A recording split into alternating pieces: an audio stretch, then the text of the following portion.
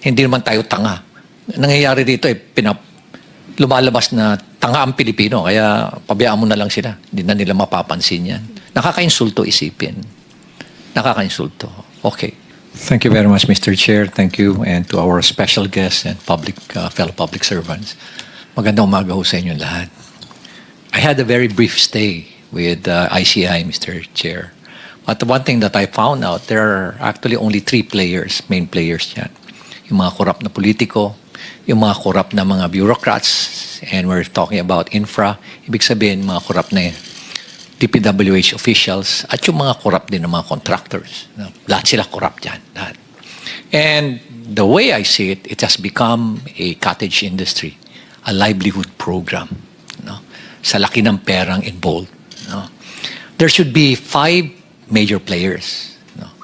Yung funder, which usually yung mga lawmakers, the DPWH at yung mga contractors, local government at yung community. Pero in is out, yung dalawa. Last dalawa. So sila lang nag-uusap. Most of the time, when we ask them, bakit hindi kayo transparent sa records? Bakit hindi nyo ilabas? Ang lagi nilang sinasagot is, paano kung i-alter nila?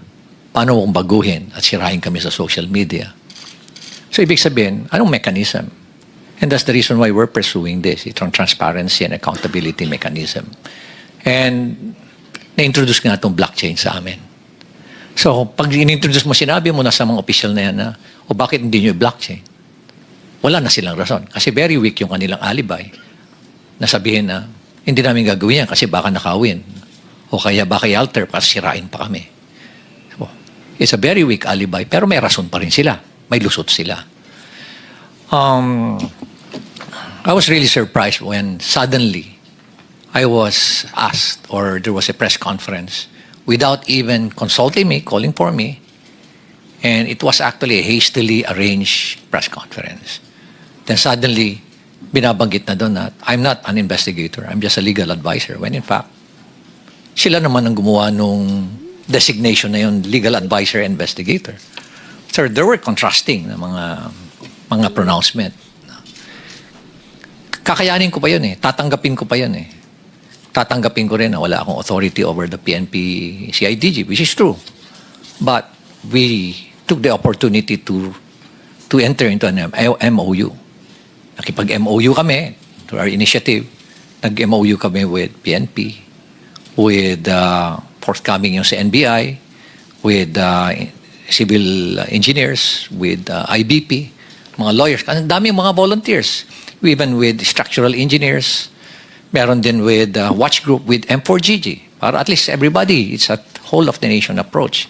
Kasi nga overwhelming. One thing that I found out is, I anticipated that it's widespread. But the level, the depth, and the magnitude is really overwhelming. That hindi mo kakayanin ng 1 taon, 2 taon to investigate because it's in thousands of cases. Sabi ko nga, it became a cottage industry. Sa isang probinsya nga lang, sabi mo, isipin mo mga 50 ghost projects, 40 ghost projects. O kaya undocumented na mga projects, umaabot sa 9,000. Sa isang probinsya pa lang yan. Paano pa kaya sa ibang probinsya? At ang isang mga nakikita namin doon is, why is it na ang lumalabas sa NEP for a particular district, 1-point-something million lang ang hinihingi mo? I have the records. Or 2.5 lang sa president's budget.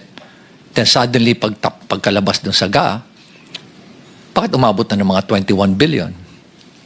And nakita namin na talagang prevalent yung kandon, yung mga ghost and substandard projects sa lugar na yun. So what was the intention? No? Hindi naman tayo tanga. Nangyayari dito lumalabas na tanga ang Pilipino, kaya pabayaan mo na lang sila. Hindi na nila mapapansin yan. Nakakainsulto, isipin. Nakakainsulto. Okay. Balikan ko uli yung press con na yan. Nilabas. And then, suddenly, tinabi na may conflict naman ako, being the mayor, and at the same time, being a member of the ICI. By the way, I'm not a member of the commission. I'm not a commissioner there.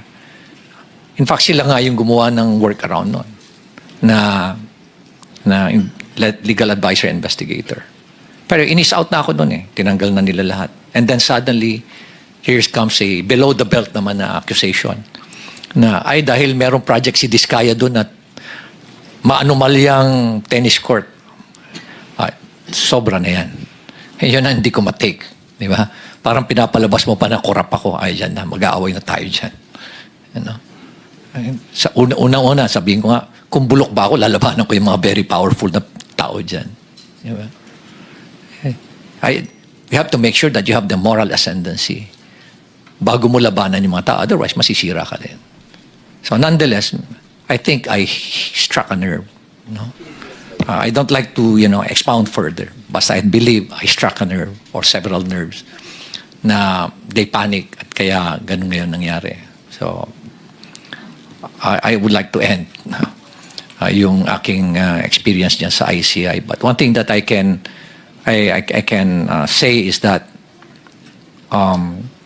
there's no transparency. There's no transparency whatsoever. Nakita namin yan ni Secretary Vince. Tinago lahat. No? And they are just so comfortable doing it. They're not afraid. No? Imagine,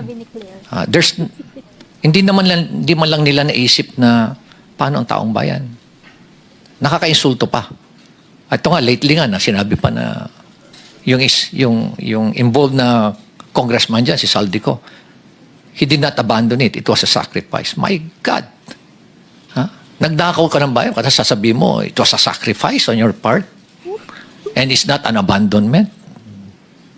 Ganyan na ba kababa yung standard natin sa Kongreso? Mr. Chair? Ganyan na ba tayo kawalang hiya ngayon? Manhid? Di ba? Napaka callousness, hypocrisy. At nakakainsulto sa mentalidad natin Pilipino. So from there, Mr. Chair, please allow me to read my position paper on why we're pursuing this blockchain initiative. Go ahead. This will just take about 5 minutes, Mr. Chair. Thank you for inviting me to share my perspective as a local chief executive and as someone who has consistently advocated for transparency, accountability, and integrity in public service. The core of our initiative is simple. The entire country has been in the public eye, nationally and globally, in another corruption scandal. And I would like to emphasize the word another, paulit-ulit, because it reflects how often we find ourselves repeating this painful cycle and how deeply rooted corruption is in our country today. It's structural, it's systemic, it's highly syndicated and well-organized, Mr. Chair. Tama na. Enough is enough. Every Filipino deserves systems that are not only efficient, but also inherently trustworthy. And with that, trust must be built on systems. I would like to emphasize that trust is the cornerstone of any institution. Baguio City has made deliberate steps to use digital tools to strengthen its governance and enhance public trust. And as part of our commitment to the open government partnership, I would like to inform you, Mr. Chair, that in the entire world, there are only about 160 local government units who are members of that OGP. It's a global network wherein it follows a basic principle that local government that practices transparency, accountability, and strong citizens' participation are more progressive in terms of growth and development. And that's the reason why us, for Baguio City, we're a member of that. We strive to be a member of that. And in the entire country, out of the 1,400, almost 1,500 local government units, pag sinabi yung Baguio City, then maraming local government na mag-strive also at, This partnership aims to strengthen public accountability, provide permanent audit trails, and promote participatory governance. And we are going to go live 2 weeks from now, magkakaroon na ho kami or next week, magkakaroon na ho kami ng capacity building today, and we go live on October 15. Yes. Mayor, how long was the process from sinimulan niyo yung partnership till mag-go live po kayo? Almost 1 month, Mr. Chair. Only 1 month? Yes, Mr. Chair. Wow. Kasi yung titingnan mo, from a very layman's perspective, madali lang ho lahat eh. Ang pinakamahirap po is, yung mindset na, are you willing to open to be transparent, Oho. to be to open your data, all this critical information, program of work, bill of quantities, contract, yung bidding documents, bid documents.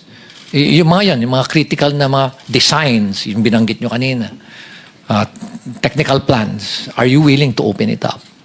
Us in the city of Baguio, we're very much willing. With their platform, we will work on digitally recording infrastructure documents, procurement records, and the city's ordinance for permanent traceability and auditability. So lahat, Mr. Secretary, as long as it does not violate the Data Privacy Act, we're going to open it. Why blockchain technology? Because it addresses weaknesses that traditional systems cannot. And I believe this is aptly and adequately explained by the two other presenters. Since we signed the MOA, we've been preparing the necessary documents and records that will be placed in the chain. And we are also conducting knowledge sharing sessions and training for our personnel so that this innovation is not only technology-driven, but people-driven. Kaya nilalabas na namin sa MANCOM meeting namin yan. And we are coming up also with pronouncements sa aming posts sa social media. And as I've said, both DBM and DICT started using blockchain technology in 2024. Nagpipigibak lang ho kami kay Secretary Mina Pangandaman. Thank you very much, DBM. Yeah. And thank you very much for filing the bill, Mr. Chair. Thank you very much for filing Bill 1330. All these efforts show that we are not waiting for the future. And these are early steps, but they carry a very strong message. We're beginning to embed blockchain into systems because good governance should never be an exception. It should always be a way of life. So maraming salamat po, Mr. Chair. Thank you, Mayor Benji. I know we'll be seeing you soon, maybe in another setting here in the Senate. Salamat po. I wish you all the best at sana po ituloy niyo yung investigasyon ninyo even outside of the ICI. Maraming salamat po. Maraming salamat.